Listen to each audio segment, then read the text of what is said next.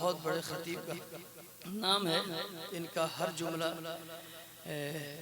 धुला धुलाया होता है और कीमती होता है, मकबूल होता है। एक दो जुमला मैंने लिया, वक्त उतना नहीं है जितना चाहिए उसके लिए, मगर एक बात इन्होंने कही कि मैं तकरीर मुकर्रिर के लिए नहीं बल्कि खुदा की बारगाह में कबूल हो जाए, दिल से ये काम कर रहा हूँ वगैरह इस तरह की बात थी कुछ तकरीर के दौरान। तो मुझे याद आया, अल्लाह करे ये बात दिल से हो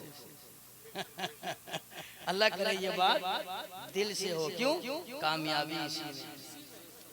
और अल्लाह वालों की चौखट पर आने का मकसद ये है कि खुदा मिल जाए। अल्लाह वालों की चौखट पर आने का मकसद ही यही है कि खुदा मिल जाए। खुदा की तलाश में कहाँ फिरते हो? अल्लाह से डरो और अल्लाह वालों की चौखट पर आ जाओ, वो तुम्हें खुदा तक पहुंचा देंगे। ये तो अल्लाह का पैगाम है। तकरीर के हवाले से और अल्लाह के लिए जो काम किया जाए, इस हवाले से दो चार वाक़यात मुझे याद है। दो वाक़या बड़ी तेजी के साथ सुनाता हूँ, एक एक मिनट में, खूब मोहब्बत से सुनिए, सारे लोग बेदार हो जाइए, जग जाइए। हजरत मंसूर बिन अम्मार अल्लाह के वली हैं, खिताब फरमाते हैं, माशाअल्लाह। अल्लाह वालों के खिताब का क्या कहना है।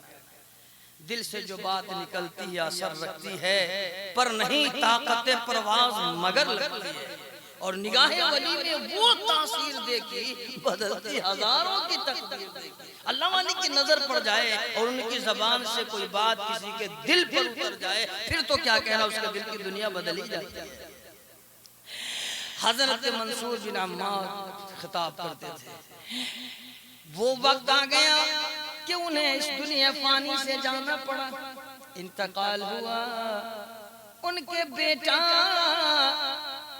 वो भी विलायत के दर्जे पर फायज हुए, अल्लाह ने उन्हें भी नवाजा। ख्वाब में बाप से मुलाकात हुई, पूछा बाप बताइए खैरियत क्या है, कैसा रहा सफर, वहां पहुंचे तो कैसा रहा, अल्लाह की बारगाह में पेशी हुई कैसा रहा। हजरत मंसूर बिन अम्माद बोले, अल्लाह मुझसे खुश था और अपनी फजल से मुझे बख्श दिया है। सुभान अल्लाह। जरा थोड़ी सी जबान खोले, बोले सुभान अल्लाह। कहा मेरा रब मुझसे बहुत खुश था, मुझे बख्श दिया। अब्बा हुजूर किस अदा पर, किस अमल पर? कहने लगे, रब ने मुझसे पूछा है मंसूर जानते हो मैंने तुझे क्यों बख्श दिया? मैंने अर्ज किया, सर मौला ए मेरे रब, ए मेरे खालिक व मालिक, तूने अपने फजल से बख्श दिया, तूने करम से बख्श दिया। तो मेरे रब ने कहा वो तो सही, मगर एक बात और है। मैंने अर्ज किया, ये मेरे रब वो बात कौन सी है? तो फरमाते अपने बेटे से ख्वाब में कि मौला ने कहा, खालिक़े कायनात ने कहा, मंसूर जानते हो एक रोज फलां मजमे में तेरी तकरीर हो रही थी, तेरा खिताब हो रहा था, इतना बड़ा मजमा था। उस मजमे में मेरा एक ऐसा बंदा बैठा था जो पापी था, निकम्मा था, गुनहगार था, खताकार था, सियाकार था, गुनाहों में डूबा ही रहता था और दिल उसका पत्थर हो चुका था। मतलब उसके दिल पर कभी मेरा खौफ नहीं उतरा था, कभी डर नहीं उतरा था।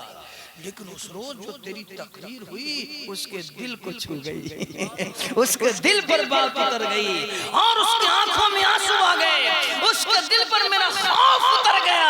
ए मंसूर मेरी रहमत को इतना प्यार आया, मैं इतना मचल गया, उसकी अदा मुझे इतनी अच्छी लगी, मैंने उसी महफिल में उसी वक्त उसे फौरन बख्श दिया, उसकी जिंदगी के तमाम गुनाहों को बख्श दिया। और चूंकि उस महफिल में वो बैठा था इसलिए उस महफिल में बैठने वाले सारों को बख्श दिया, जितने मौजूद थे सबको बख्श दिया। आंसू तो एक आंख से टपकी थी और मग़फ़िरत सारे की हो गई। ए मंसूर जब सुनने वाले को बख्श दिया तो तुझे कैसे छोड़ता? तकरीर तेरी हो रही थी ना, तुझे भी बख्श दिया, तुझे भी बख्श दिया।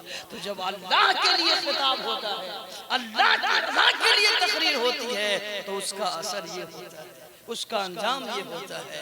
मुकर्रिर बनने के लिए खिताब तो बहुत होते हैं, तो मुकर्रिर बन के रह जाते हैं, ऐसा नहीं कि नहीं बनते, बन जाते हैं, नजराना भी बढ़ जाता है।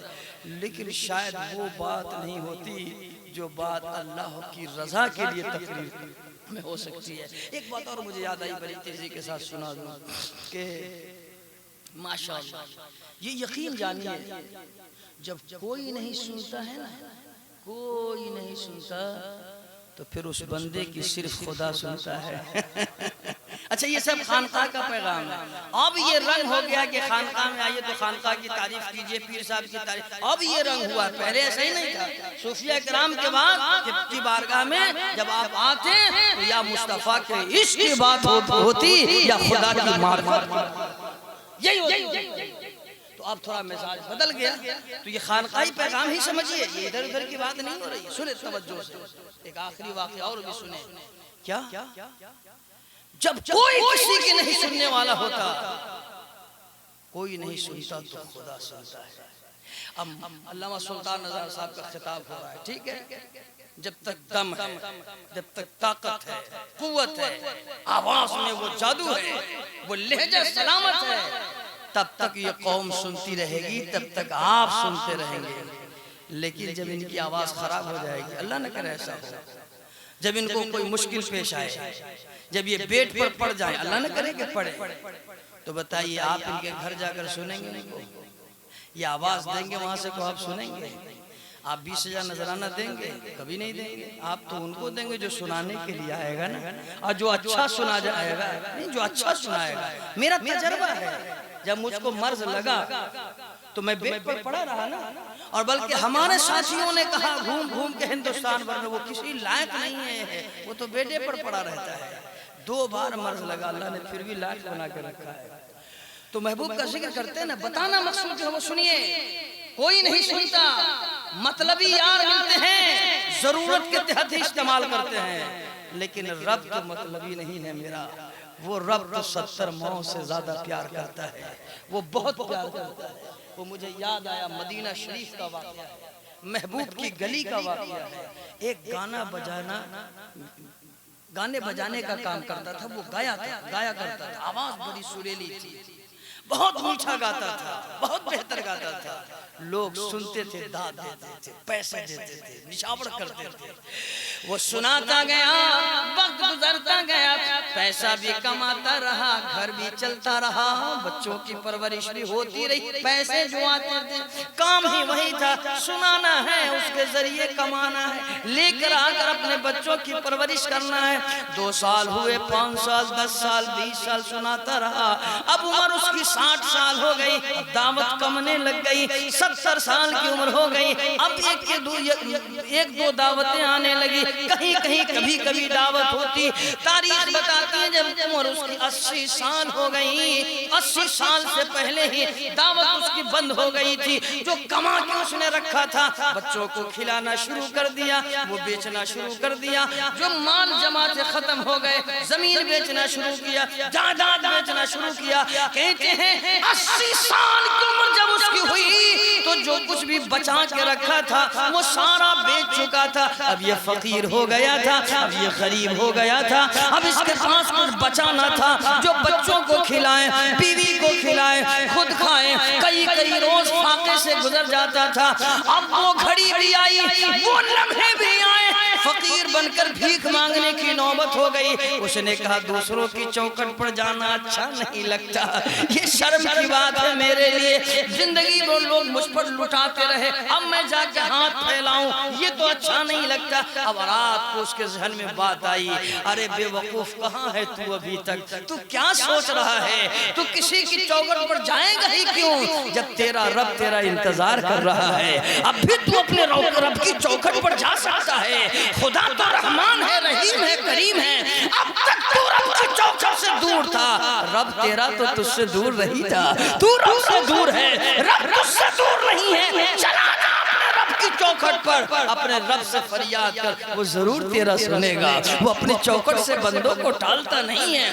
बात जहन में आए, सुबह सुबह उठा, जन्नतुल बकी में गया और फिर रोने लग गया, रब की तरफ मुतवज्जह हुआ। ए मौला, जिसकी कोई नहीं सुनता उसकी तू ही तो सुनता है। मालिक अब कोई मेरा सुनने वाला न रहा, अब हालत जो है वो तेरे सामने है, बच्चे घर में भूखे हैं, मैं फाके से हूँ, बीवी फाके से है, कुछ खिलाने को नहीं है, खाने को नहीं है।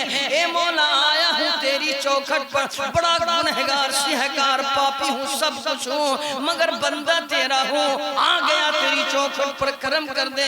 हे मौला मुझे कबूल कर ले, मेरे गुनाहों को माफ कर दे, मेरे खाने पीने का इंतजाम कर दे मौला, मेरी रोटी का इंतजाम कर दे मौला, मेरे बच्चों का इंतजाम। इधर वो जन्नतुल बकी में फरियाद कर रहा है, उधर उमर फारूक आजम आराम कर रहे हैं। अचानक उनके ख्वाब में सरकार आ गए, सुभान अल्लाह, रहमतुल लिल आलमीन आ गए। फरमाया ओए उमर उठ जल्दी जा, मेरा एक महबूब बंदा है, मेरा मकबूल बंदा है जन्नतुल बकी में, वो मुझे आवाज दे रहा है, तू दौड़ उसकी हाजत को पूरी कर दे।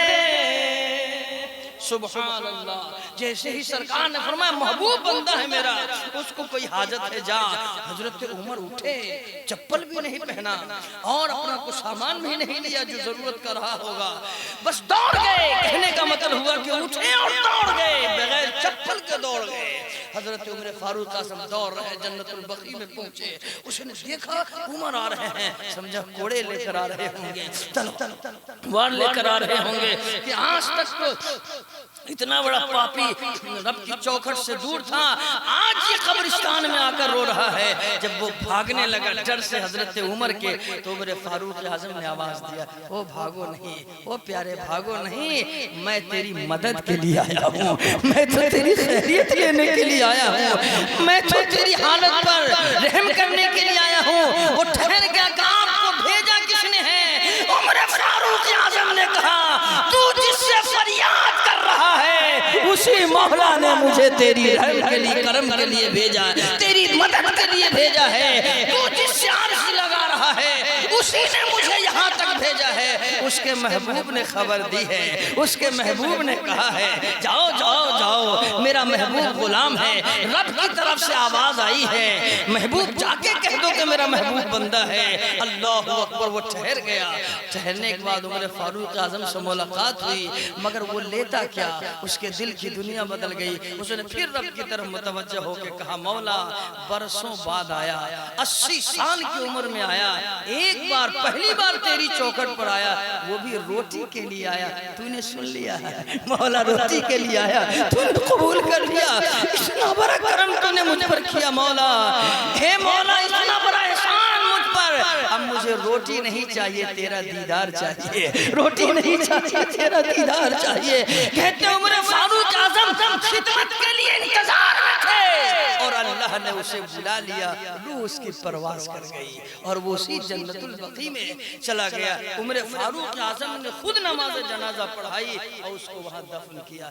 बताना मकसूद ये है, इतना बड़ा पापी बंदा अगर एक बार रब की चौखट पर जाए तो इतना नवाजा जाए। हम महबूब के गुलाम अगर 5 वक्त रब की चौखट पर जाए तो अल्लाह मुझे कितना नवाजेगा, वो कितना अता फरमाएगा। और फिर एक बात ये भी आई कि जब कोई नहीं सुनता तो खुदा उसकी जरूर सुनता है, इसलिए जब भी सुनाना हो तो खुदा को सुनाया जाए।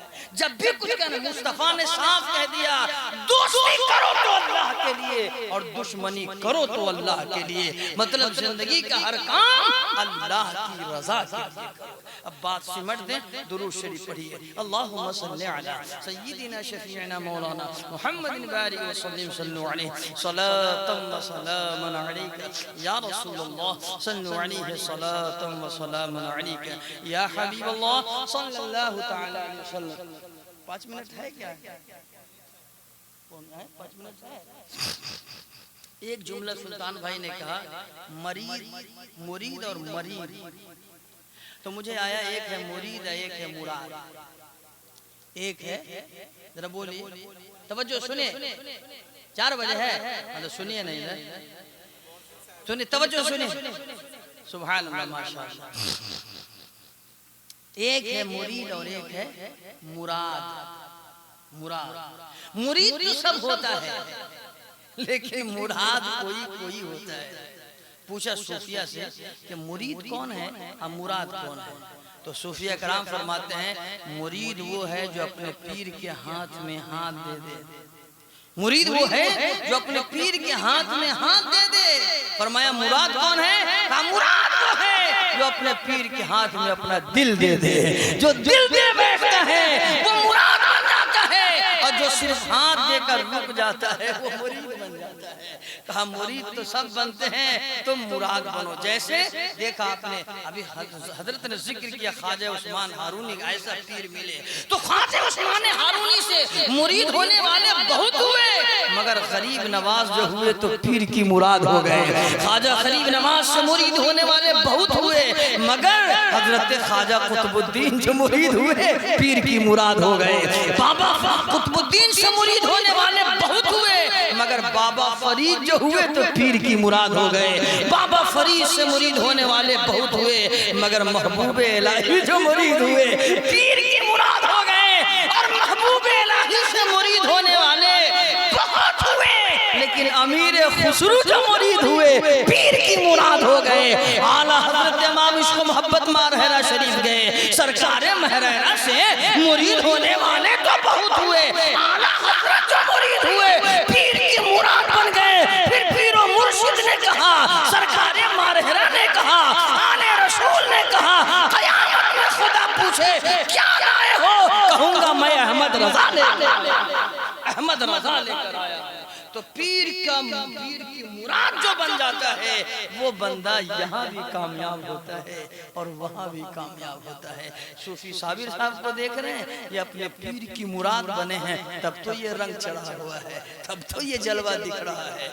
जब तक कोई मुराद नहीं बनता तब तक बात मुकम्मल नहीं होती। अल्लाह करे कि हम पीर के बताए हुए तरीके पर, रास्ते पर चलकर और दिल से उनसे लगाव मोहब्बत उनसियत रखकर हम पीर की मुराद बन जाएं। अल्लाह करे बात समझ में आए। आज के लिए इतना ही काफी है, हयात बाकी है, मुलाकात की इंशाअल्लाह बात होगी। अस्तगफिरुल्लाह रब्बी मिन कुल्ली ज़ंबि व अतूबु इलैहि, ला इलाहा इल्लल्लाहु मुहम्मद।